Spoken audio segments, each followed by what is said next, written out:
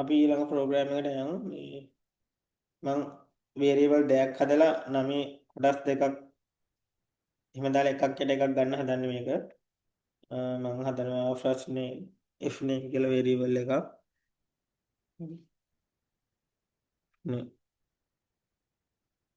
ඕන්නම් අපිට එකම පේලිය හදන්න පුළුවන්. එකම data type එක නිසා comma last name l name.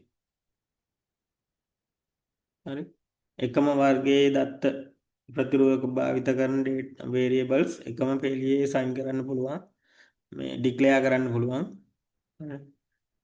first name last name නම් මෙතනට f name වලට චරිත දෙනවා.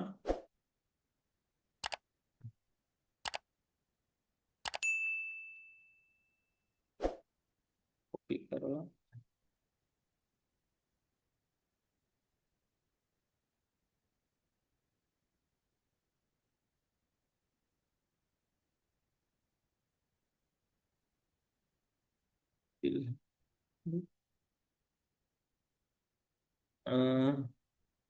f name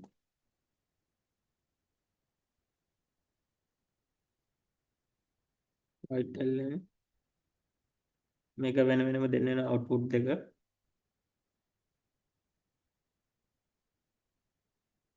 f name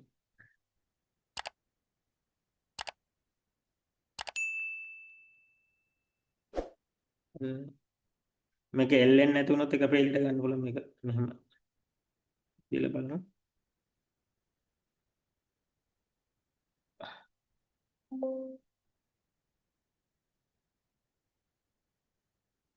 එක පේලියට එනවා.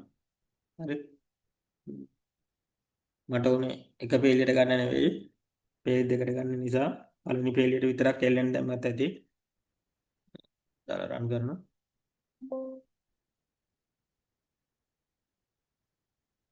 එතකොට වේරියබල් දෙකක තියෙන ඒවා වෙන වෙනම ඩිස්ප්ලේ කරවන්න. හරි. ලයින් දෙකක. එක ලයින් එක ඩිස්ප්ලේ කරනවා නම් මෙතනින් රයිට් විතරක් තියන්න ඕනේ. ලයින් කීපයකට එනවා නම් ln ලයින් රයිට් ln දාන්න.